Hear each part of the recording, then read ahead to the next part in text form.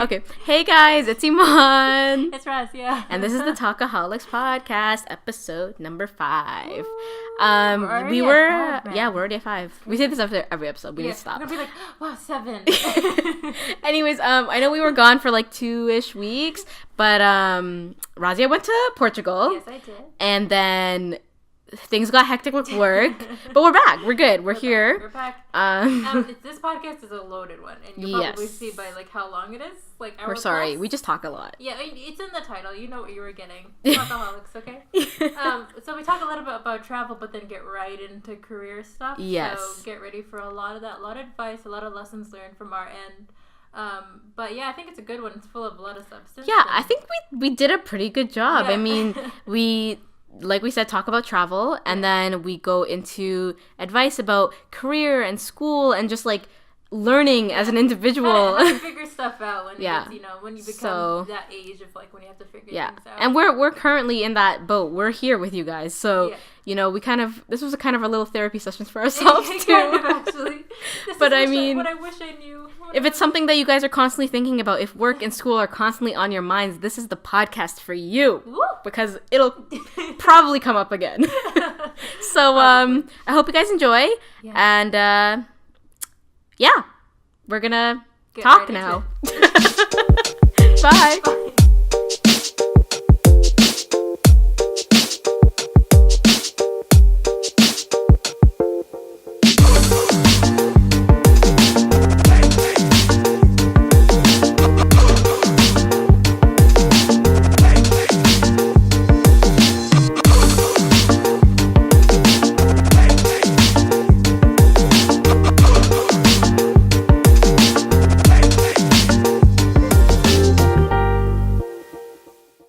You know what's come out that I've been surprised? Well, not surprised because I used to have it. Like, I don't know how to say it. The Huawei, the Huawei. The Huawei. Huawei. Yeah. Huawei. Don't even ask. Huawei. Don't ask me. I used to have one in grade 12. Okay. For a couple of years, and those ones are sturdy because I dropped it in the ocean and it still survived. In the ocean, not even a lake. No, it was in the ocean in Ethiopia. I dropped. In the real ocean. Yeah, like we were in. I was like, if you're on the beach in Lake Ontario, it's not we were in this city called Awasa, and there's like a huge. I don't know if it's an ocean. Is the sea and the ocean the same thing? I should know this. I think I've Googled this before, and I think the sea. There's something about like what it borders makes it the sea versus the ocean. Something like that. I feel bad having gone through all of high school and not know that. But I don't know if it was I don't think it was a lake. Okay. But I'm pretty sure it was like a sea/ocean/ great body of water. Yeah, because I mean, even when you're like, when you're in Portugal, like the body of water that literally borders the country, it's a river. That's a river? That's Tigris River. Every single tour guide who took us in and around the city was like, "Is this Tigris River to your left?" I'm like, "It's a river. It's huge." It's like, okay, so maybe I'm wrong. Maybe it's a river. I don't know. We were in it, and I was, just having a great time, and my phone was in my pocket, my jean jacket pocket. I specifically remember this. Yeah. Oh. And I bent over to roll up my pant legs a little bit more, and it just went bloop into the water, and I freaked out. I was like, "My phone!" And I just like immediately, it was like 5 seconds. Yeah. I just like grabbed it and I pulled it out and it was fine. Yeah. Like I didn't have to put it in a bag of rice, anything. You managed to like pick it out when it did they stop? Yeah, it went into the water and I just went bloop and I picked it back out. Oh, look at you. And fisherman skills. I would have. And then after that, we were still in pretty shallow water. Like we were it was only like maybe calf length. Oh, okay. It wasn't like really deep yet. Yeah. So I was able to retrieve it, but I thought my phone was done for. Like, I thought it was over and done with. Yeah. But it was fine. It was fine right away. You didn't have to put the whole No, I just dried it off. It was fine. But the only thing is, like, after that incident, like, sometimes the camera just wouldn't work or something like that. But other than that, I used it for another, like, year or two, and it was completely fine. And I was like... That reminded me of, like, when my family, like, my whole family went up to this peach farm thing up in North Ontario. I forget exactly where. But it's this really popular peach farm. Like, you see Instagram pictures of it all over the place during this time. And they have this, like, tour thing where basically it's a tractor that's hooked up to a bunch of, like, seating buckets, I guess, like just like they're hooked up like a train would be, like just you know what I'm saying. Yeah, I get it. Yeah. And there's like 3 sets of them. So my whole family took up majority of like that. Yeah. of that one ride, because there's so many of us. There's like 13 plus of us.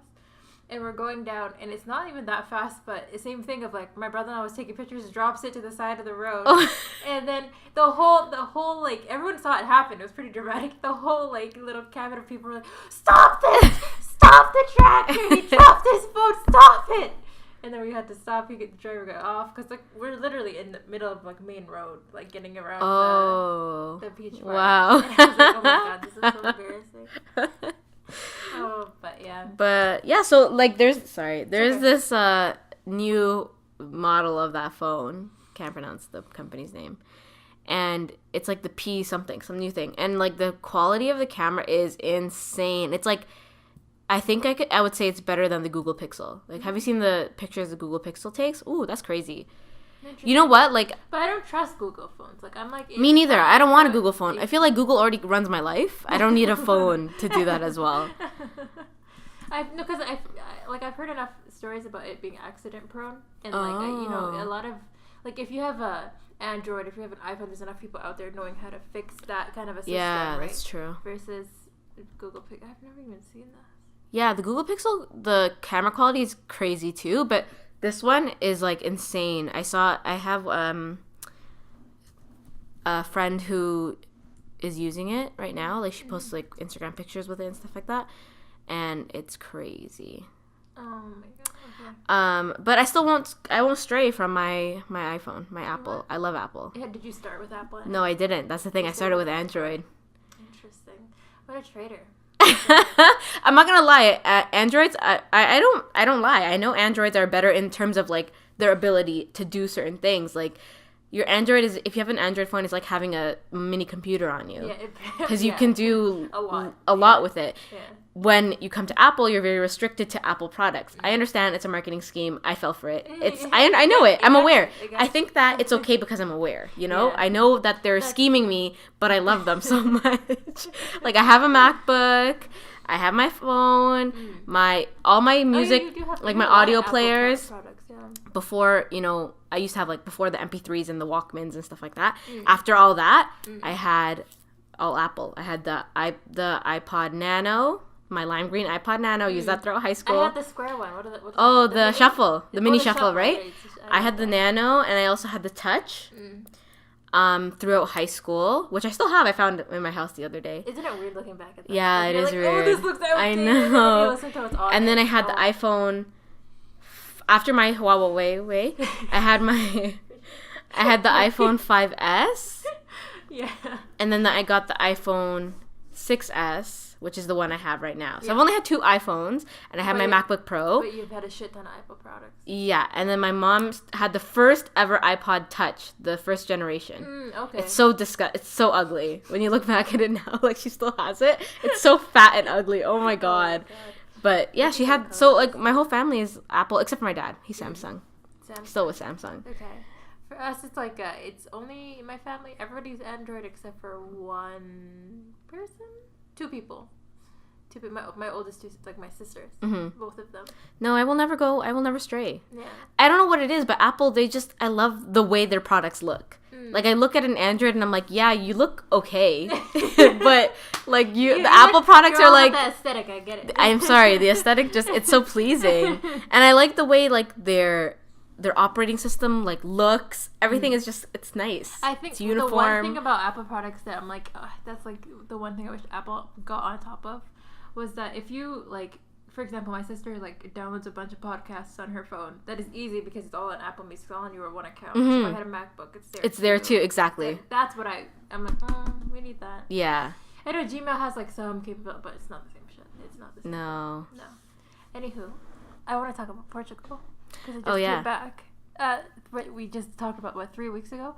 Oh, and what was the story? What was the story that we're like, shush, we should do this for the podcast? We were just talking. I don't remember. What was the story? Oh my god. We talked too much. I totally forgot. What was I talking about when I came in? We talked about traveling in the beginning. This was oh, okay. This is what I was talking about. Okay. I was talking about how I just came back from work, right? Like present time right now. I just came back from work and I spent my entire shift. Oh, yeah. Looking at places to travel, basically. Yeah, because there's people around you and you're so I was trying to look busy, but then I was like, I had nothing to do, so I was like, okay, I'm just gonna look at to travel. And actually, what I was doing is, I had like my notebook out, and I was like writing all these things down, like how much it would cost to live there or something like that. Because there's this, the government actually offers in Ontario or Canada. I'm pretty sure it's Canada. Okay. They offer this international experience. So, what is it called? Hold on, let me open my notebook and look at my notes. Look at your research. Ooh, I'm looking at what is that? It's Chuck E. Cheese. She's just got Chuck E. Cheese tickets like I was just there yesterday. That's why. Okay. So it's called the International Experience Canada. So it's throughout Canada.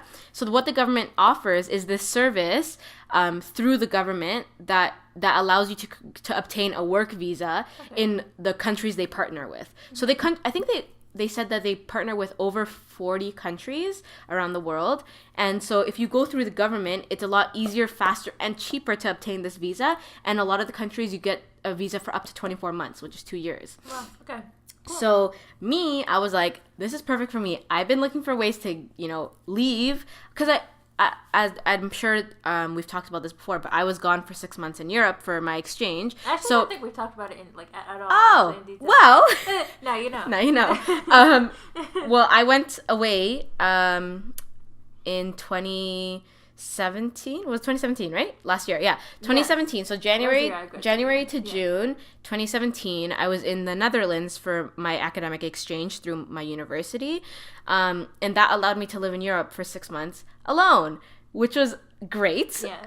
Not that I don't love my hometown. Not that I don't like living with my family. Living with your family is very great and beneficial in many ways, but I have never had to live alone by myself, and it provided me an experience that I will cherish forever. Yeah. Because it gave me like the autonomy and the independence to kind of learn how to do things on your own. Mm-hmm. Because I don't know about you, but like for my parents as immigrants, like they went through a lot of struggles when they came to Canada, obviously, and they've had to build themselves up from basically nothing, right? Mm-hmm. So when it comes to having kids, and there's only 2 of us, me and my brother, when it comes to having kids, they want to provide us with everything they didn't have. So a lot of times that can become, they can spoil you a little bit. And I'm not saying we're like spoiled brats, like we don't understand the value of things. It's more that we didn't have to do certain things that maybe another family would make their kids do. Right. So maybe some of my friends, when they grew up, their parents gave them chores, right?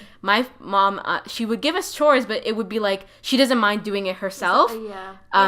To make sure that we are studying instead of doing chores, or make sure that we're on top of our school, or make sure that we're doing extracurricular activities. I get it. It's the same thing. You know what I mean? With my household, so in that sense, I kind of didn't gain that responsibility.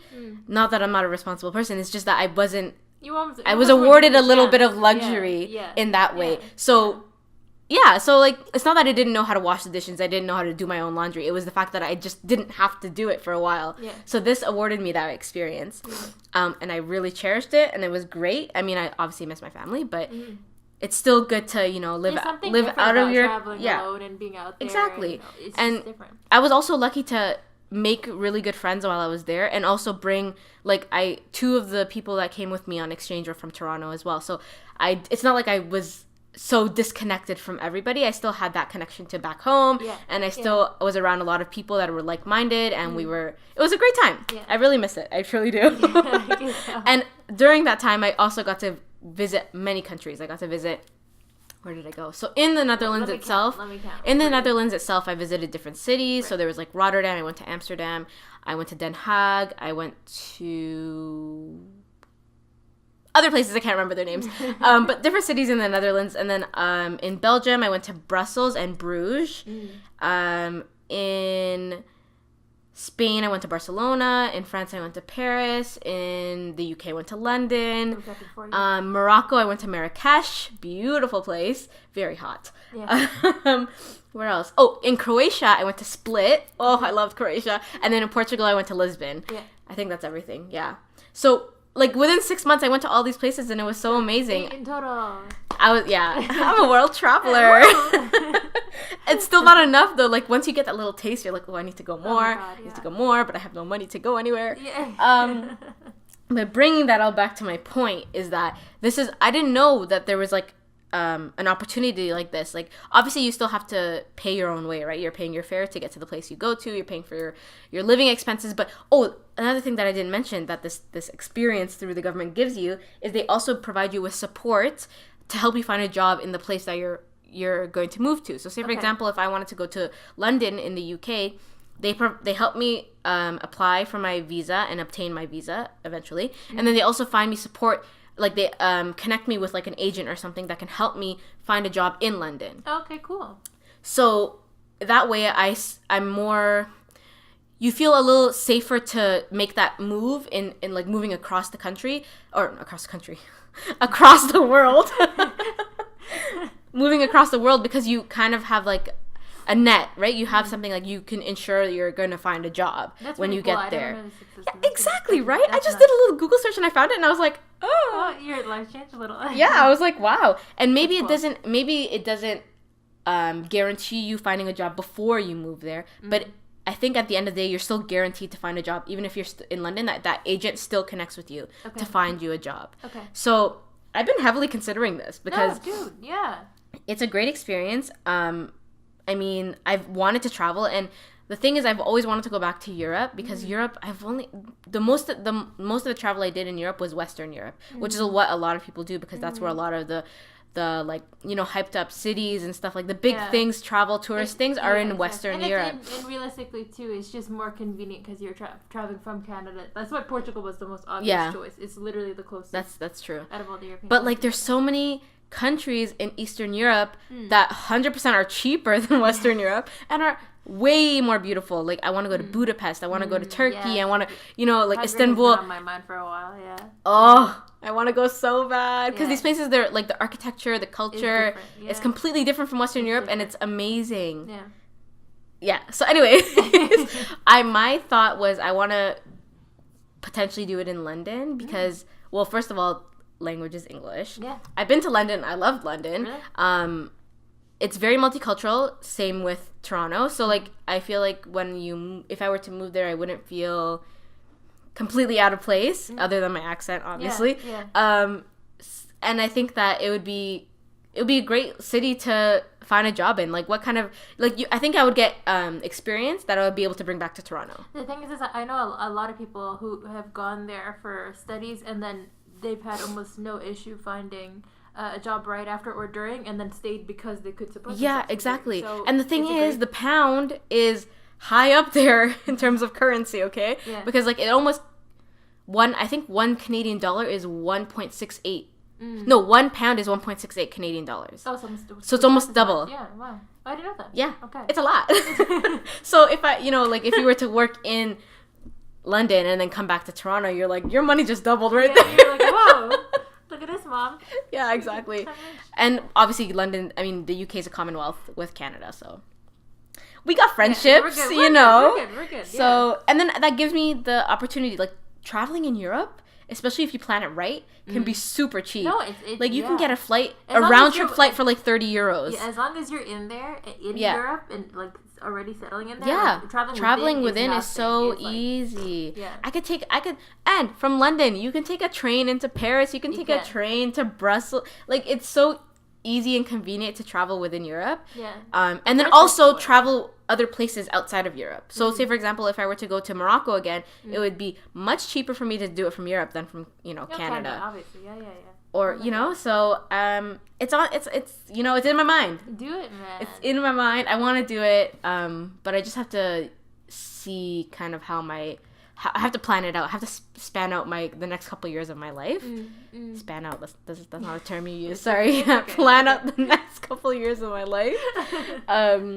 because I don't want to be hasty in the decision, because I get really excited about travel. I'm like, yeah, I'm down, let's go. Yeah. But then you have to be reasonable at the same time, right? You have to have the mindset to be like, yeah, I want to travel, and it's a risk, but it's I think it's a risk that is good to take. But at the same time, you can't just go out there and be like, no resources, nothing to fall back on. Yeah, exactly. It doesn't make sense. So. Yeah.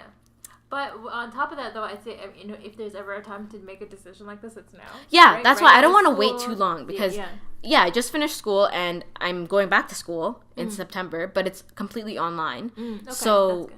I told you about this, right? Yeah. So for the listeners, I'm going to be doing a voluntary and nonprofit sector management certificate at Ryerson. Wait. No. You didn't tell me this part. What? You said that. I thought you said that part about you having to do go back to school because even though you graduated, you had to finish. Oh no. That's done. Okay. I'm done that. Okay. I'm done with York. Okay. Finally. Okay. 100%. So where is this? Wait. Oh, I didn't tell you this. No, you didn't. Okay. Well, this is news for everybody. Like the podcasters can't know before me. Come on. No. Okay. No, I'm doing a voluntary nonprofit. I don't know what the title of this thing. Voluntary and nonprofit sector management certificate. Cool. It's like postgraduate certificate at Ryerson. Okay. Nice. It's with the Chang School. Okay. So it's completely online. They have an option for you to come in class like certain times, but it's on the weekends. Who wants to do that? No. Yeah. I'd rather just do it online. No, forget it. Yeah, exactly. So I can still work full time and then do my certificate on the side. Mm-hmm. And they give you 6 years to complete it, but I want to finish it hopefully within a year, as soon as possible. And then I want to potentially go on and do my master's, but the reason why I didn't go straight into my master's was because first, York went on strike and I didn't finish my course. Second, and I wasn't sure if I was going to graduate. Second,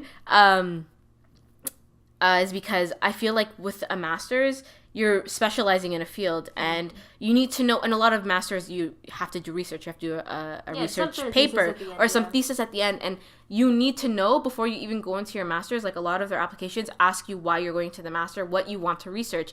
And for me, I was like, I don't know. Yeah. You know what I mean? It's such a commitment. Yeah. So I felt like maybe doing the certificate will help me in terms of what I want to maybe specialize or focus on in the nonprofit sector in general, because nonprofit like expands or covers a lot of stuff, right? So, and that in terms of local and global, because you have your international development, your NGOs, but then you have like small organizations, like local organizations, community centers, stuff like that. So I've always thought that I wanted to work internationally, which I do, but I also want to work locally too, because I grew up in Toronto. Yeah. What better, like I can help like and put, too, right? So I have a lot to think about. Yeah. I feel like I've talked way too much. Go, Raazia.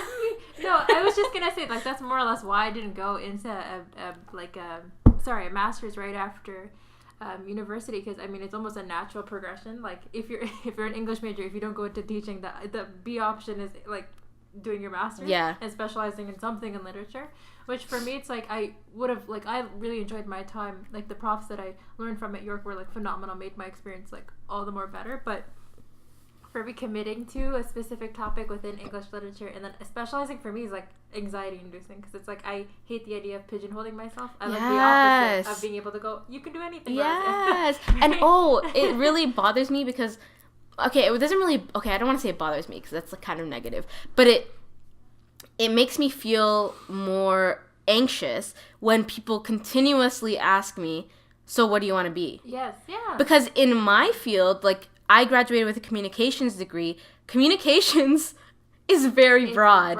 It is so broad. Yeah. And you can literally put yourself in any sector, in any business, any organization. Everybody needs a communications person. Yep. You can go into medicine, you can go into law, you can go into entertainment. Yep. Like, so sometimes at work, people are like, oh, so what do you want to do? Like, what's your next steps? And I'm like, don't ask me that question. I don't know. Yeah. Or like some of my younger cousins will be like, so like, what's your job? Or like, what's your title? And I'm like, yeah, exactly. Like you're just having a peaceful day, minding your own business, and someone reminds you of your life responsibilities. Exactly. It's like I didn't ask for this. Like I already don't know. Yeah. So yeah. And I feel like it's completely fine to not know. People, I've heard of stories of so many people who like started off in the sciences and ended up in psychology, like architecture, some other random, yeah, exactly. You don't know where your life is going to lead you. I think it's still good to have a plan. Like, even though I've went from in high school, do you remember that I wanted to go into computer engineering? Yes, yeah, I remember you were taking the math course. I remember, yeah. So in high school, I wanted to go into computer engineering up until grade 12. Like, that's what my thought process was. But when I was in grade 12, like, you have for computer engineering, if people don't know, like, you have to take chemistry and physics for the sciences, and for math you have to take all the maths except for data management or whatever. You have to take your, what's it called? Sorry, for your the before calc. What's calc? Advanced functions. Okay. So you have to take. You remember this more than I do. You have to take. I didn't take any of it. So you have to take advanced functions in first semester, and then calc in second semester, and then you got to take your chemistry and physics. Of course, you have to take your English, and then the rest are your choice. Me, okay, so I wasn't just blind. I didn't just think, oh, I can become a computer engineer. I saw that I had a skill. I was in the programming class. Remember, Raazia, grade 10 programming? Yeah. That was actually one of my favorite courses. Yeah, I actually love that course. So I was in computer programming, and I was in computer engineering in high school. I was better at engineering, like the hands-on stuff. So that's why I was like, I'm not going to do computer programming, because I wasn't bad at it, but I just wasn't amazing at it. So I was like, computer engineering, that's my thing. I love it. It's great. Like, I understood everything. I was the only girl in my computer engineering. Oh, wait, no. I was like one of 2 girls in my computer engineering class in grade 12. Yeah. And so, like, I wasn't just putting myself in that position because I thought, oh, I'll make great money, whatever. But when I started having to do those maths and sciences, that was where my skill, I'm not very good at math in general. So when it came to, like, physics, it relies heavily on math as well. So, and my grade 12 physics teacher... Physics bores the shit out of me to begin. It's not even that. It's also what sucks is if you don't have a good teacher who's going to encourage you to learn. That's a part of the issue. Like, my grade 12 teacher, I'm not going to name names, but he was not a very nice man. You know who I'm talking about. I think I do know. Yeah. He was not a very nice man. He didn't like us. Like, point blank, he didn't like us. He would complain about our generation all the time. He just thought we were stupid.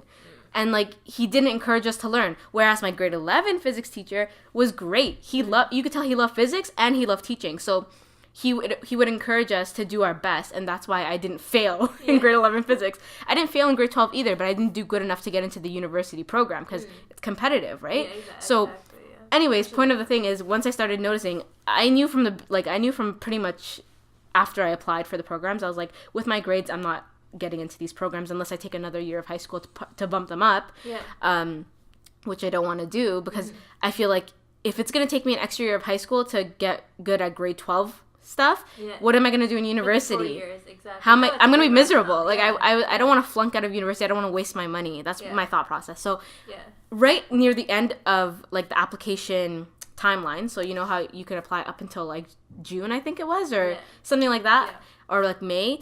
Near the end of the application deadline for all, like, universities, I applied at York for the communications program as, like, a fallback. So if I didn't get into any of the programs, I was like, at least I can go into there. And then if I feel like I still want to do computer engineering after my first year, I can just switch my program. So that's what I did. And then I ended up sticking with communications because I actually really enjoyed it. And I didn't go into computer engineering because I knew I would have been miserable. Because people who like computer engineering are still miserable.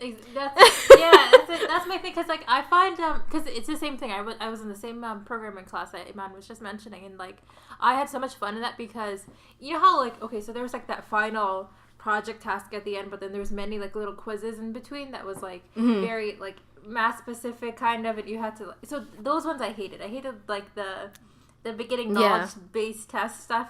It's a final project because that had anything to do with creativity that I was like, oh, yeah, exactly. To, like, you know, mess with code and then make something. And, like, I don't remember if you end up seeing it at the end, but it was like it's a piano game basically, so that you had to learn how to play one song, and then each keyboard key was like the I don't think I saw it. Keyboard set, right? And I know, like, literally one song on the piano, so I was like, that was, like, the one song I taught using the game.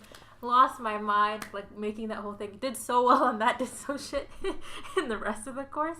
But I feel like those kind of courses make me, like, sad because, like, I wish I carried on doing something like that because coding was so fun for me. Mm-hmm. But I knew to actually get a degree in it meant getting physics, meant having to take all the other math courses. But I know people like in the field right now who actually have nothing to do that. In their education period did not go to computer science, but because they kept up with a habit or a hobby of they have that skill. Coding, they are using it in the field. Exactly. That's what makes me so upset because I felt like because it was linked to math and all that stuff, I didn't continue with like learning that skill, honing that skill. Yeah. Even like because did you take it after grade 10, the computer programming? I don't think I did. I took it in grade 11, and it was great. It was still a good class, but again, the teaching style. That was my issue. That's the thing. Grade 10 teacher was great. Phenomenal. I love this She's great. She's great. She was our only female, like... It was a female-specific class, too. It was, that's the thing. And she was the one who pushed for it. Our grade 10 teacher was the one who said, let's have a female computer science class, because when she was in school, she told this story a lot. When she was in school and she wanted to go into computer stuff, it was all the guys, and it was really intimidating, but she still did it. And so she said, let's have this space where, girls can feel comfortable to do this without the pressure of all these guys in their class. It made such a difference, I think. 100%. There's people in that class that wouldn't have been in that class if there was only them and a whole bunch of guys. Yeah. So, and that really encouraged me too. So when I had her as a teacher, she was very encouraging towards us to, even if we weren't going to go further with this in our career, like to still, use it as to have some exposure to it. And then when I got to grade 11, it wasn't that the teacher wasn't encouraging or he wasn't like, you should continue with this. It was more because he knew everything about programming, the way he taught, I'm not trying to insult him. That's the thing. It wasn't that he didn't like to teach or he wasn't passionate about computer science or computer programming. It was the fact that since he knew everything, his style of teaching was to tell us how to do it. Does that make sense? Yeah, it's kind of pedantic. Like it was just like, you do this, this, and this, and this, and this to get this result, and that's it. So... I don't know how to explain it. It's like if you already understood the function of each and every code, you would be able to learn the way he taught because you already understood the function of everything, so you just have to plug it in. Mm-hmm. But for me, I don't, only taking 1 year of the class, I didn't understand all the functions of all the words and all the code and all that stuff. So... or the way you would, how you would code it, the way it would be structured. If you don't understand each and every term of that, if you don't get taught that, then you're gonna feel kind of lost because you're like, okay, so feel like you're playing I understand that I need to put this word here, but why? Mm-hmm. The why that was missing. So since I didn't, and that's why I didn't do as good in that class. It's not that I did bad. I got like a 70 something, but. It's the fact that I felt like lost in the class a lot of the times and I had to do that extra work to keep up that kind of discouraged me from continuing with it. Yeah. Because I'm like, it's too hard. Why should I put pressure on myself to continue with it? Which I wish wasn't the case because coding is so useful now. If you know a little bit of code, it just... the fact, especially in the world right now, creative job boards industry, right now it's developers. They're looking front end developers, people who know HTML coding, people who know all this other stuff. That is it's almost a prerequisite for a bunch of other jobs too. Yeah, it's not even if you want to go into marketing, design, doesn't matter. If you know code. It's different. You're leverageable to and not even industries that are specific to marketing, to brand development, whatever. Small companies who really don't know how to use a computer. They're looking for people who know that stuff, right? But anywho, somehow we got into the topic of school and learning development and stuff. Well, I think that we can kind of I think we can. Oh my god, can I speak? Overarching theme or lesson of all the things that we've spoken about. Travel, school. I'm in terms of planning your entire life, it can be very daunting, right? Yeah. Even to this day, we're both... because all of a sudden you're just given the responsibility to make decisions on we're both early 20s, right? So we're still young. But the fact is we're early 20s, so we're adults, and as we grow older, we're only going to have to figure out more and more in our lives. So that becomes very stressful. And so I think my biggest advice is no matter what you want to do, don't let anybody stop you from doing, this is very cliche advice, but don't let anybody stop you from doing what you want to do. Or tell you how to live your life. Or tell you how to live your life, okay? Yes, I obviously there's people that you look up to or respect whether it be your family, parents, friends that may give you advice, but you always take that advice and then you make it fit in your life. You don't have to take it word for word. Yes, yeah. Right? Yep. You take that advice, Yes. you respect and you appreciate that people are caring enough about you to give you that advice. You may not always agree with that advice, but that's okay. You know what I mean? Just because someone gives you advice doesn't mean that your life has to follow it like word for word verbatim. Yeah. No, you take that advice and you kind of like fuse it into your life and how you live your life. Yeah. And then on top of that, I'm a big advocate for making plans, whether it be a plan for the year or the next 5 years. It doesn't have to be specific, like to the T, exactly what you're going to do, you know? It's just like a general thing of where you want your life to go. Have a, like a little, you know? What I've learned are two things. Like, what you just mentioned for me, it's like, it's not even just having a plan that I think is important, but I think, especially being as young as we are, first of all, if you don't have the exposure to everything in the world that's out there in terms of jobs and stuff and career development, it's hard to make a decision about where you want to go, because there's just like, I don't know what is out there, so how do you expect me to choose right now? Mm-hmm. So what I would say is not just have a plan, but like understand what it is that you don't like, right? Yes. That helps you big time in terms of narrowing the gap, because for me, like having like to think about, which jobs I want to get into, you go to a certain amount of interviews and understand, okay, these are the type of people I like working with, right? Like, it took me a couple of years to understand this, but things like, understanding, do I like working by myself on a day-to-day basis, or do I like working with teams? Okay, then I don't want to necessarily work in this type of office culture. Like, you help yourself narrow things down. Yeah. So making decisions becomes easier. So, like, get familiar and start accepting what you don't like. You don't have to be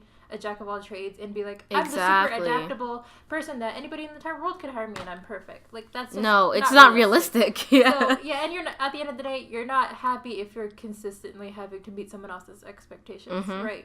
Like, you are a certain type of worker, a certain type of person, whether you're in a leadership position or a worker bee, there's certain things that fit you and help you work better. So that's what I would say. But, in terms of like taking life advice too, I think I've been told this by a coworker who actually, I think, he said it better than I'm going to say right now, but it's that I feel like, taking advice is important and listening to it, I think, to a certain extent, not just necessarily swallowing it and taking it for what it is. Yeah. But, you don't have to be so in control of your life all the time. Like, there's no way that everything's going to go right. You're going to be perfectionist at everything, and there's going to be zero mistakes. Exactly. Realistically, mistakes are going to happen. Yeah, just get used all the time. Just get used to not having, the complete control of your life, and get used to almost like, riding the wave a little bit, right?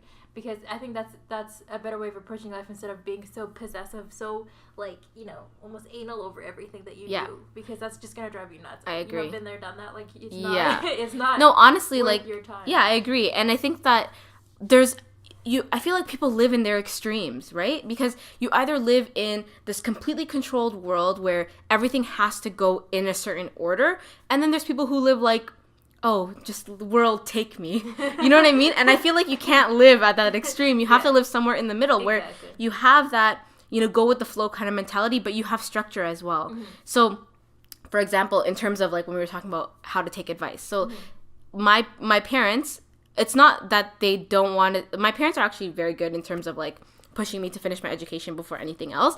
But obviously in my parents' mind, the way they see it is like, you're a kid, you go to school, and then you finish high school, go to university. After you finish university, then you get married, get a new job, get a good job, have kids, live your life. Like, it's very, it's a structured way of life. And but here, like a lot within our, like generation in our age group, that's not necessarily the case. It's a lot more flexibility. Like, my parents really want me to do my master's, and I understand. Yeah, they really want me to do my master's. They think like that's the next step. You know what I mean? In terms of where my life is going, I should do my master's because master's gives you more job opportunities because you're specialized. I understand that, but I think they think that if I wait too long, and then maybe if I get married, then I'm gonna have a whole set of responsibilities. I'm just gonna leave the education aside. But on my end of the spectrum, I'm still young. I can go back to, I've seen 40-year-olds, 50-year-olds go back to school. I'm pretty sure I can go back to school at like 25. I'm not gonna, you know what I mean? I'm not gonna lose my love for education. I always love learning new things, but I don't see myself spending money or even getting into a program. Programs don't take you if they don't if you don't know what you're gonna do. Yeah, if you don't seem committed to the if you don't seem committed, they can tell when you write your applications, if you don't provide a good enough answer to their questions, like, they won't take you. So I don't see myself paying for even $100 for an application. Yeah, if I'm not willing to make that commitment to go to school again.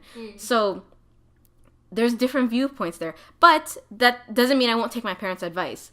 I still, from the advice they take, like, they say, you know, go do your master's, because this and this, you know, when responsibility comes, it's going to be hard. So from that advice, I take, okay, I need some structure. Let me make out a plan. I understand that things are going to change when I get older. So, you know, let me work accordingly to what I have available right now. Yeah. That's like taking the information that you receive and, you know, putting it towards your current life. No, I know. And I think, I think that's an easier... that's just a generation gap thing. Right? Yeah, like I think 100%. More people our age understand that there's flexibility around what you can do with your life. And it doesn't have to go literally in the order of A, B, and C. You can switch those things around, right? Yeah, but I also think that don't make you lazy. Yeah. You know what I mean? Some people go like, you know, I have time. Yeah. Yeah. I don't need to worry. That shouldn't be what you're thinking. I think worry is important. You should worry about your life. It's always good to have a fire up your ass. Yeah. Exactly. You need to worry. You need to care. That's the thing. You need to care about yourself enough to do what you need to do to get things done and to get where you need to be.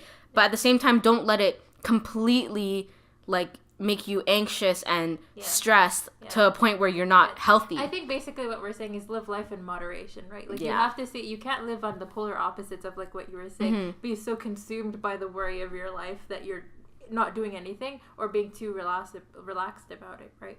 I think for me, because right now I'm in the position of where like I'm kind of you know, borderline in a contract and not sure if it's gonna be extended for too long. Like the government's really like wishy-washy. Same, I'm in a contract too. Yeah, especially working in the government's really wishy-washy right now with the hiring freeze and everything, and nothing's pretty certain. So because of that, like you know when like right before exam, for example, like this is the best explanation like of what I'm experiencing right now, is that when you have an exam 2 weeks from now, but for some reason you're just not studying, like you just like that's happened to like, you're kind of like at that point where you're like, I don't care. Yeah, and it's like we're 60% of your mark and you're still like, I don't care.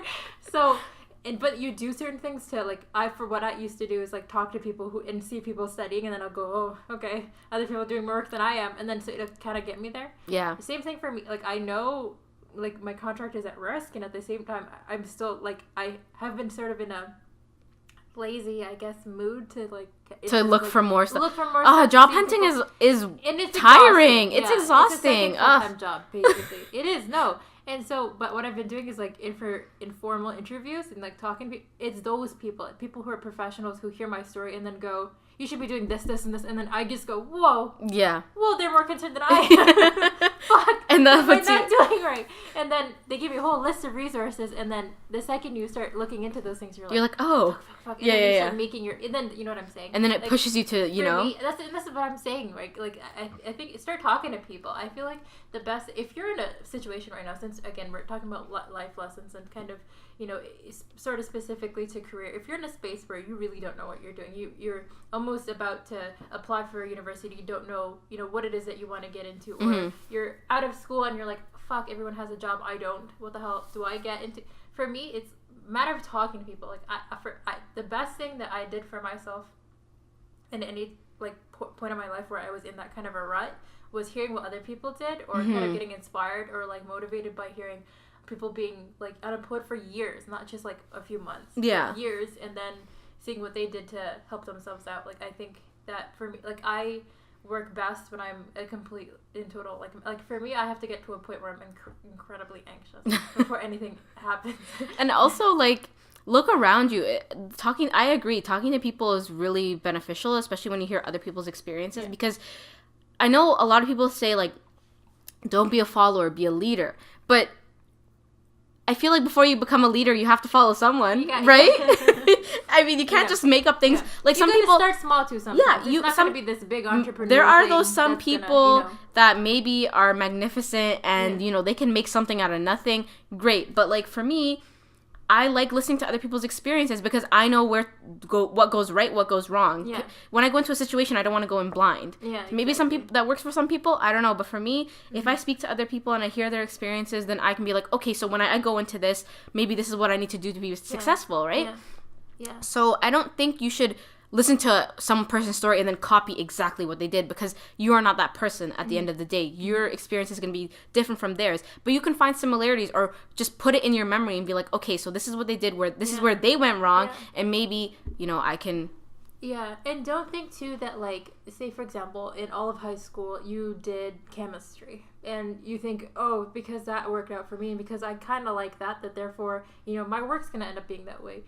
Guaranteed, like, as soon as you get into the work world, there's something that happens that changes that you're like, oh, and now I know what it's like to actually be in chemistry on a day-to-day basis, or like in the industry or whatever, and then you're like, this kind of is not as fun as I thought it'd be.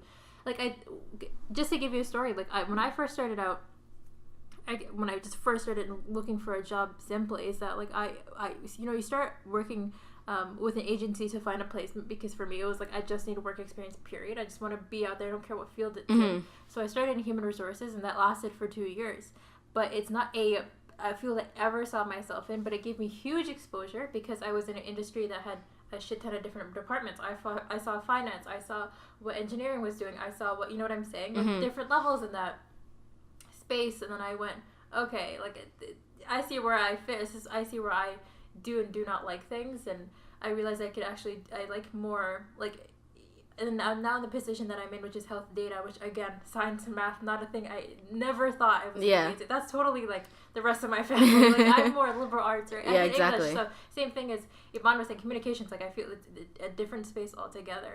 But, like, point of the story is that don't also do the thing of, like, I've always been in this certain bucket, so therefore I can never fit in any other bucket. Exactly. Expect to end up not liking what you're currently doing now. Like, you know what I'm saying? Like, make sure that you're not... Stop thinking that you're one kind of person. Chances are, even if, like, you're doing design right now and you think that that's, like, the passion of your life, which probably in a hobby sense is what you love doing, work world's different, 100%. It'll tire you. They expect you to make things on a certain deadline and a certain budget. They don't care about, like, your creative experience. It's not the same shit. No. They just want to deliver. You have to follow guidelines. You have to follow rules. You have restrictions. I mean, I'm not trying to discourage anybody. Do what you want, what you love, but also don't expect it to go entirely your way. Yeah, but I think what I'm saying is give yourself space. Yeah, like, 100%. It's just not, like, your career is not going to go the simple, streamlined way that you think it's going to end up being. Yeah. So we don't live in a cookie cutter world. No. As much as everybody wants you to think we do, it's not. We really don't. Yeah, you might end up finding something that you like better, right? Like, I never thought I'd, like... Be open to change. Yeah, I'm now working with a bunch of other people who have experience in project management. Oh boy, I'm glad I got the experience, because it's completely different than... that's something you don't get exposed to in high school early on, for example. No. That's something you get into after as a certificate, and even though it's a huge industry in, like, the world, period. So, but that... having not been exposed to that, I would have, like, missed out on something that I actually really like, right? So. And another thing, I think, when it comes to, further education after high school, a lot of us come from families. In general, there's there's stigma, or there's, like, this idea where certain jobs hold, like, value over others, or you only hear of certain jobs, right? Like, I'm gonna, obviously the basic ones: doctor, lawyer, engineer, scientist, math. Yeah, you hear a lot of those big jobs. Those are the ones we hear of. Those are the ones everybody can recognize. No matter where you go in the world, everybody recognizes those jobs. But just because you haven't heard of a job does not mean it doesn't exist. That's the thing. Yeah. So don't be afraid to go into a field where you're like, oh, I've never heard of a job in this field, or I don't know what to call myself, because in this field there isn't, like, it's like if you go into medicine, you're a doctor. Yeah. You know what I mean? Yeah. But when you go into communications, what are you? Exactly. It's exactly what it is. You don't have a certain term for someone who graduates communications, because you can be a lot of things when you graduate with communications. Yeah. So don't be afraid to go into something that gives you a lot of options, because sometimes when people have a lot of options, they're like, I don't know where to go. And don't be afraid to go into, like, roles like if you're learning art history or history in general or archaeology, there's like museums and shit out there that are looking for positions that are not competitive because all these, people from our generation, brown people, like not to stereotype, but specifically, they're going into math and science roles and like working their asses off to, compete with hundreds of other kids. Meanwhile, you're like one of the only like 5 people in history, or you know what I'm saying? Yeah. Like, those people want and are looking for you. Mm-hmm. So it's actually your advantage at the end of the day. Not only are you in something that you like, that you're smart at, but you're gonna find roles easier. Yeah. So, also, like, you won't get anything if you don't work for it. So don't be afraid if you keep thinking that, oh, if I do this, I'm not gonna get anywhere because there are no opportunities for me. No, you can't just, you don't know the world. You don't know what's out there. Exactly, you can't just assume that there's nothing out there for you. If you don't work hard, nothing's gonna come for you no matter what. If you want to be a doctor, you're not gonna be a doctor if you don't work hard. Yeah. At the end of the day. Because if you think just because you're good at science, you're going to become a doctor. Yeah. I'm sorry, honey. No, that's not how it works. Medical schools are very hard. They only pick the people who actually are passionate about it. So, regardless of what you do, if you want to become a lawyer, doctor, engineer, if you want to become a fashion designer, if you want to become a musician, a painter, anything you want to do, you have to put 150 million% into it because that's your life. Yeah, it has to be, and within reason, of course. I feel like especially if it's a creative job, like, know that it's not just that your resume that you're working on, which, like, even that topic is like a whole separate other thing. I think it's everything that you do when you're not working in a creative job. It's what are you working on hobby wise? Is there some side projects that you're working on? Is there something, a notebook that you're keeping pace with? If it's writing, if it's drawing, you know what I'm saying? Are you going out to museums? Are you attending different like how are you keeping yourself up to date? Exactly. Because I know people even in and outside the creative world who are reading articles and reading books about the field that they're in, not because again they're trying to bring that to an interview and impress people necessarily, but because they're driven. They know that they want to be in this space. I was at a point to explain that, like, when I went to English in the first place, I obviously was more aware than anyone else about, if you go into English, the same thing of like you have 2 options, going into teaching or going into more education. Right? And for me, it was like I was conscious of like, okay, there's not a certain job market out there for that. It's kind of risky to do English. Is it really the most in demand in the job world? But the way that I came at it, and this is me listening to my intuition, I guess, is that I knew if I went into any other degree and paying as much money as you do for tuition for 4 years or 4+ years, depending on what you're doing, right? I knew my money was more worth it in my time if I went into English because I'd stick with it for the 4 years because I liked it that much. And I've experienced it where, like, I started drawing as a hobby growing up, thinking that I'm just doing it to make myself happy, but it grew into other things. Like, I ended up being able to paint things for an auction at one point when I was in high school. Oh, wow. And, like, that was for Mist, actually. Oh, yeah, okay.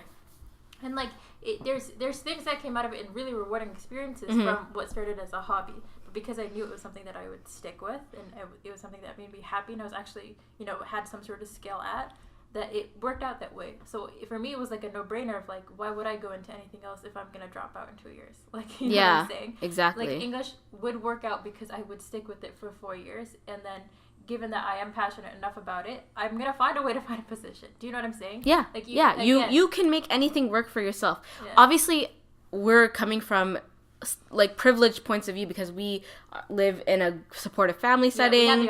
We had the opportunity to go to university. Yeah. I mean, there's obviously people out there, even within Canada itself, that don't have the opportunity because of multiple reasons. Yeah. But I think at the end of the day, if you put your mind towards something, there might be obstacles depending on your life story, depending on, what you have to face growing up. There might be obstacles, but don't let that be the reason why you don't do what you want to do. Yeah. You know what I mean? Like, and obviously everybody has the right, especially if you're going through a really, really tough time in life, it can get you down at the end of, like, it'll get you down. You're saying, okay, there's this huge obstacle in front of me, and because of that, I literally can't. And a lot of times it could be a financial obstacle. Yeah. And if you don't have the money to pursue further education, how are you going to do it, right? But I've also heard of people, if you really, really want to do something at the end, I feel like you're going to do it at the end of the day. You're going to find a way. You'll find a way to get there. there's people who work hard, they're working 2-3 jobs and they put themselves through university. You can't let anything stop you. Yeah. And maybe that's coming from a privileged point of view because I had the opportunity, but like you can't. And again, if you talk to enough people too, and if you get the chance to start working and initiate, even if it's awkward, initiate conversations with people who have the 50 plus years in whatever career that they decided to get into. Chances are they didn't start off where you think they started. Yeah, exactly.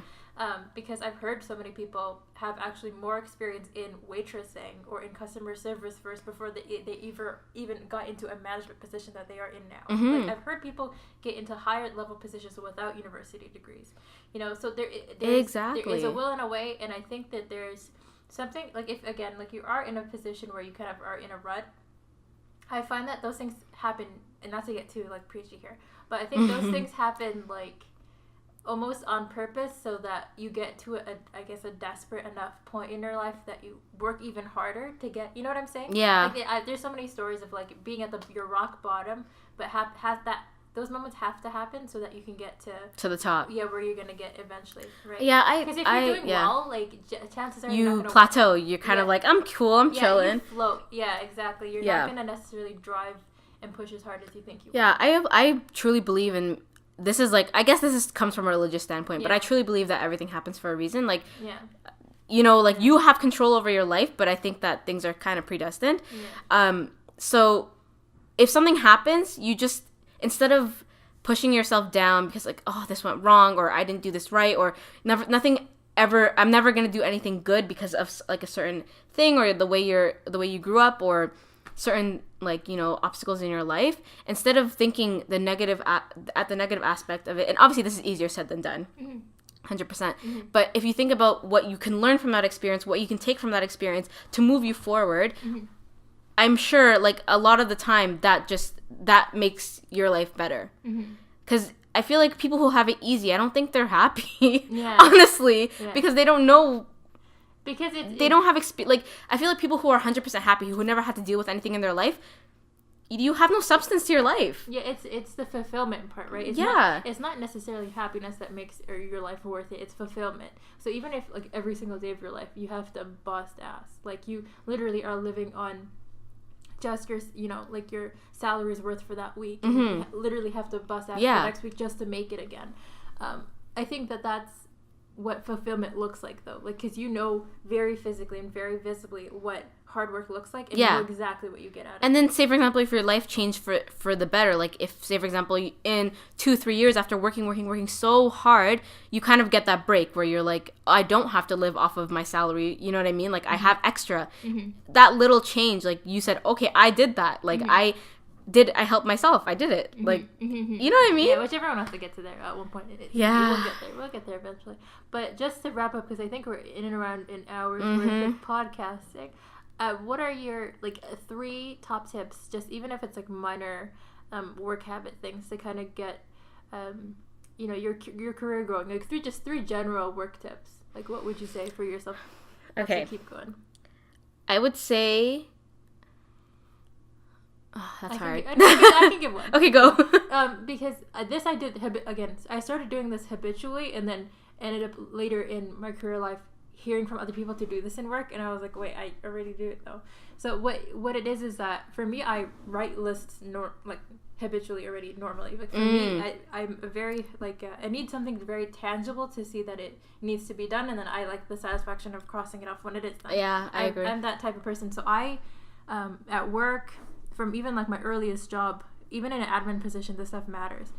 If you're in a day's worth, you write down what your tasks are, the ones that are routine that you have to get done, and then plus the ad hoc ones, like your managers just give you last minute. Yeah. Write down everything, every single day. I agree. Because it shows you, especially, it is really fulfilling when you have 2 years worth and go to see what you started off doing, like photocopying to fulfilling whole tasks, like actually important corporate tasks. So do that, because not only is it fulfilling, but I think when it comes to like even developing a resume and then having to sit down and think, oh my god, I have to write down what I've done for 2 years, that's daunting, and you can't remember everything. Generally, you won't remember everything in the 2 years, and you might miss some special stuff. So having some sort of book. I'm sure your workplace will provide you a notebook that you can look through and flip through and have that fill in your resume spots. That really, really helps. I think that's the first thing. The second thing is, I think, to goes back to your point of planning, but if you don't know what specifically you're going to go into job-wise, but you can point to certain companies or certain job descriptions and go, this kind of looks actually really cool and I'd like to get there. Leverage the job descriptions not only to know, okay, I need to learn this software, I need to figure out what this word means and go look into it yourself, do your research, figure out what that looks like, but that gives you, like, do you know what I'm saying? Learn what... Yeah, it's kind of like a backwards approach or like a reverse approach to finding what you want to do in university. Like, exactly. It's good to find keywords, or even like if you have an organization or a company that you really like or appreciate or respect, go through like their mission statement, go through what they do, see what they're currently hiring. See what they're hiring, and like highlight those keywords, and then go back and search them in the catalogs for universities and colleges. And there's so many job titles like I feel like I like because they sound cool, you know, and you're like, oh man, if I told people I did this for a living, man, like, oh my god, Raazia, you're so cool. No, but like actually look into those positions. Look into like what actually does a front end developer do, okay? And then maybe actually looking through the job description will tell you that's something you're not into, because you're seeing what they're having to do actually on a day-to-day basis, what they're responsible for. If that turns you off, then oh shit, okay. When it comes to filtering in Indeed, I don't need to put in these words. Yeah, exactly. So, like, that's the second thing, I think. And that's huge, too, because when it comes to talking to, even, again, this is very, like, tactical, but going to interviewers or informal or formal, you get to tell them, well, their question of what do you want to do in 5 years, which I hate that question, because you never know. 100%. But it's something you can provide to say, sorry, I don't know, but... I have been looking into these things, and it makes yourself look proactive, productive. Yeah. And that you're conscious. You're not just aimlessly, like, sending up resumes. Exactly. Yeah. So those are two things. I know there's one thing that I'm going to regret not saying in this podcast. Because I'm so... I mean, look, think of it later. Yeah, and it's not like I haven't even had, like, 10 plus years in the work world. So for me to give advice is kind of like a little... Yeah, same. It's a little, like, I get where I'm coming from, but it's just something... I would still love to have heard this from high school. Oh my god. To have known. Like, are you kidding me? There's so many things you don't learn in high school. I feel like I would have, instead of being so focused on should I go to university or college, and which university has the best rep, that's exactly where my head shouldn't have been. Do you know what I'm saying? Like, if I listened to what I'm saying now, I would have been a lot more at ease too. Yeah. Right? Because being so scared about... If any of our listeners are still in high school... Yeah. One thing I would definitely recommend to do is don't limit your learning to what you learn in school. That is so huge. Yeah. Education comes in many forms. So obviously the main form or source of education is schooling, obviously, because that's where you get a wealth of information. But we are in the digital world. You know what I mean? Exactly. Like, information, you can get you can learn about anything online. You guys are online all the time. Yeah. Like, even us, we're online all the time. But the younger generation, even more so, I would say. Because they started young. Like, elementary schools are using Google Docs. Everything's on Google. You have all this, like, you have access to all this information. And obviously, as a kid, you don't really care. You're like, no, I want to do whatever I want. Like, I'm going to play my games online. I'm going to go on my, my social media. Great, do that. I'm not saying don't do that. Okay, no, 100% have fun on your, have fun as a kid. But when you start getting into, like, the mid-high school time, like, I know that it's hard when people say you need to know what you need to do by the end of high school, because obviously a lot of people don't, and they still are fine. But I feel like you still need to have some sort of an idea of what you like and what you don't like. That is something that's very, very key. So, learn stuff outside of high school. Learn things from online. Learn things from older siblings, older cousins, older friends. Safe friends. Your parents. You may not like talking to your parents, but talk to your parents, because no matter what, like, even if you don't agree with a lot of, or you don't agree with the way they look at the world, they still went through life they were your age once. Yeah. As much as they love to say that to you and you hate them saying it to you, they were your age once. They have experience. So, like, talk to people who have the experience and learn about, things that are outside of your little bubble of high school. Yeah. Because I tell this to my cousins all the time, high school's only 4 years of your life. Mm-hmm. And it's probably the most insignificant 4 years of your life, 100%. Seriously, because when I think back to high school, I'm like, I had fun. It was great. Yeah.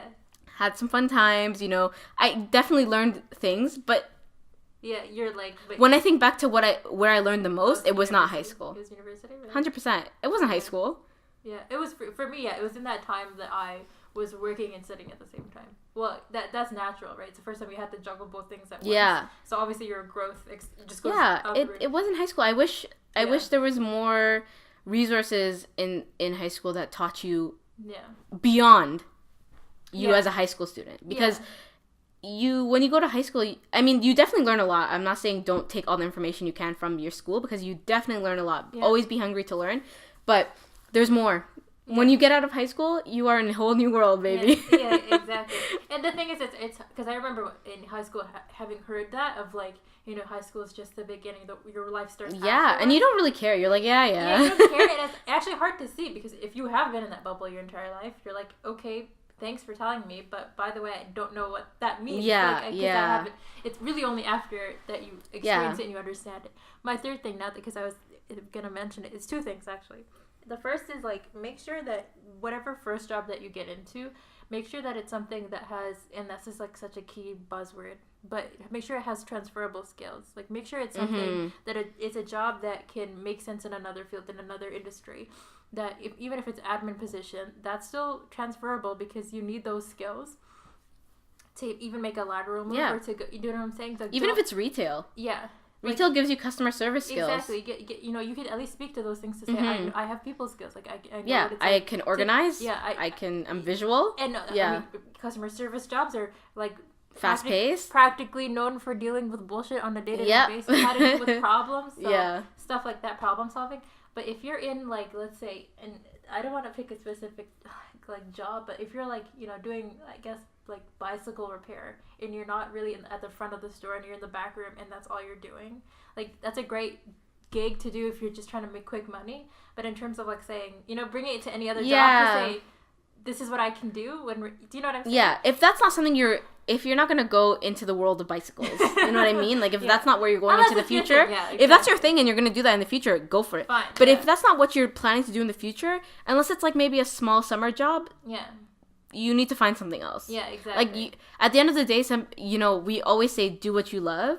And if you love working with bikes, do that. But also, if you want to go into something different in a whole different field, make sure the bike thing, you can still do the bikes on the side, but make sure you have something that'll put you forward in life. Something that you could, again, like, say to another professional, like, I haven't been working, like, say if you want to work in, like, I don't know, like, give me any job, I don't know. Like, anything else. Marketing. Fine. If you want to work in marketing, but the only thing you've ever done is, customer service, let's say, fine. But at least that role gives you enough bandwidth to say, yes, I haven't worked in marketing, but I can tell you that I've learned a lot about communications, and working with my company, I've seen how they've branded things. You know what I'm saying? There's still something you can bring to the table. Yeah, because even if you work in retail, a lot of the times, especially if you've worked there for a couple of years and you get to know your team and your manager and stuff, a lot of the times, even if you're just an associate, they still give you responsibilities if they've known you for a while. You know what I mean? Like, say for example, I worked for a retail company. I'm not going to say their name because I don't have a good experience with them. Not my fault, their fault. Yeah. But I worked there for 4-ish years, and so even as an associate, your role is to just clean the store, and maintain good customer relations, right? Like, make sure everybody's happy, you're serving your customers. But as I worked, like, I got to know my team, I know my manager really well, so I did other things, like visual things. So I would put up, like, help my manager make the store look a certain way, like, how would I make this product stand out? So you learn certain marketing skills as well, even as an associate. So you never know what skills you can obtain. And it's up to you ultimately to speak to those things. You have to find a way that you can go, man, I really don't have that 5+ years that he's looking for, but with but what makes you special? I can twist this on its head and say, but I learned these things, So that's what I would suggest to do. And the other thing is actually a TED Talk I watched when I was in high school. I don't think I was in university. called it's the Amanda Palmer TED Talk called The Art of Asking, where she basically says like there's so many doors that open when you ask someone for help, when you ask someone, hey, can you do this for me? Even if it's a side favor, even if you're not looking for really a reward or expecting them to give you anything in return. Not that, just basically asking and see where those things lead. That was actually going to be my next point. Really? Yeah. Were we on like, have you watched it? No, not the TED Talk. Just don't be afraid to ask. Yeah. Literally. I don't. Swear to God, no. But like if you watch this afterwards. Yeah. But like it just opened like my mind up to because there's something about, I don't know if it's an age thing, if it's a cultural thing, but there's something about like the stigma around asking for help. That you're like, somehow I have to get them. Yeah, give apparently them back no, but apparently when you, I don't know if it's just me, but the impression was that if you ask for help, it makes you look bad. Yeah, needy, or like you don't can't help yourself. Exactly, but honestly, sometimes you need to ask for help. Yes, of course you have like your own self-assurance. You should just like smell that intense perfume. Yeah. This way. Sorry. Like I'm like, did I spray another? Okay. Anyway, sorry. No, but you know, like obviously, don't be the person who can't do anything for themselves. Obviously, you have in a capacity can do things for yourself. But if you're in a place where you need some help, ask help. And it depends. It doesn't matter what like capacity you're looking for. In school, if you don't understand something, ask your teacher. Ask people in your class. Maybe you're not friends with them, but if you know someone that understands the material good, ask. Yeah, chances are, and like really, like I know the idea of it is daunting, especially if you're asking someone higher up or more experienced than you for help. Chances are, like, let's think realistically, are they gonna say outright no? Like most of the time, unless they're really really rude, they won't. They won't. And if they do, is that gonna hurt you? No. Like, okay, you go. Okay, and then you walk on to the next person. Exactly. Like people are really scared of being heard, hearing the word no. Yeah. Like I think we have this fear for some reason. If we're told no, the world's done. We're gone. Yeah, exactly. It's over. Exactly. They've said no to us. Yeah. Rejection is such a big fear, but guys. Yeah, what's gonna happen? And chances you just move on. I think good people, good professionals, good managers are those that like hearing that. So they will be the ones to go, maybe I do want to mentor this person going forward. And then again, huge opportunity there might happen, right? So I mean, do it respectfully. Do it with, of course, yes. Don't be nagging. Don't be different it's different. Yeah, but like, definitely within your limits. Yeah. So yeah, be respectful while you're doing it. But especially if it's online, I think. If it's in person, wherever, just do what you need to do. Ask the person the question that you need to ask with all the elements that you want to ask, and then let it go from there. So I think that's the biggest thing to help yourself, like, is asking someone, and then chances are you'll probably get more of a bigger answer than you thought was going to be answered. In the beginning, right? So yeah, I think to end this podcast off, because I know it's been a long one. I'm gonna say two cliche things because I think it works. Okay. First one is the saying, you can't have your cake and eat it too. Wrong. I think you can't have your cake and eat it too, okay? Get your cake and eat it, okay? You can have anything that you want in this world. Obviously, don't be selfish. Yeah. You have to have some capacity of, like, there's always limits in terms of what, you don't do. Like I said, you can't live on the extreme. Live somewhere in the middle. But you can do what you want. You can do what you want and be successful. Yeah. Look at that. You don't hear that much, but you can do that. Yay! I mean, I'll get there someday. And then my second cliche thing, you are a sponge. You are a sponge. I like how you said it like you're a motivational speaker. Yeah, you are a sponge. Soak up everything that you can. Child, you are a sponge.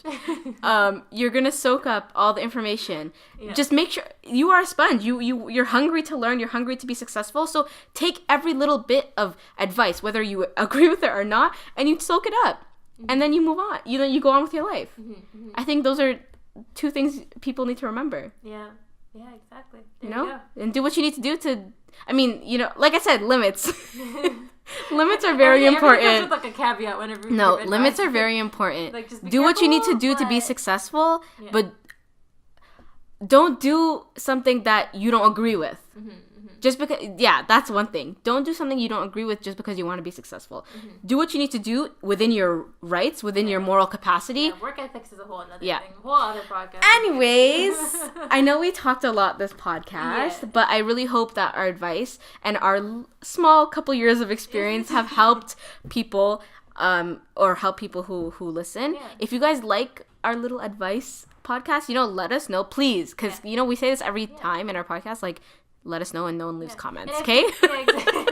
So, like, we're waiting on you guys. We have an email address, we got social media, like, it's not hard, just let us know. And like, if there's something like during this conversation that you're like, it's relevant to you, and you're like, God, I wish I could ask this one question. Again, leave it in the comments. Yeah. Like, let us know if there's something specifically that we should touch upon, and you're like, oh my God, I really want to talk about this specifically. Yeah. I want to hear us to, elaborate on something minor we would have mentioned. Just let us know again. And give us ideas for other podcasts. Yeah, honestly, like, cool. If you have something that you need advice on, and you think we should do little segments of advice segments, send us stuff, guys. We will talk to you. We want to talk to you, the people that listen to us. So, and we want to start conversations. Exactly. We can actually make this a pretty cool space to converse and to talk about, And we just told you, the art of asking. Don't be afraid. Yeah, don't be afraid to ask. We're here. We'll ask you questions. You ask us questions. We become more intelligent individuals. And thanks for those, because I've been kind of keeping track of like the social media, growth and whatnot for our podcast so far, and I've just been noticing on SoundCloud there's a few new followers, like there's a lot of new people there. So hello, welcome. The people we haven't we met. Hope that you're enjoying. Yeah, but leave something for us so we know who we are. And, we'll get to know you from there. But thanks for listening, guys. We'll see you on the next one. Or no, I always say we'll see you on the next one. We're not going to see you. We will talk to you on the next one. Okay, bye. Bye, guys.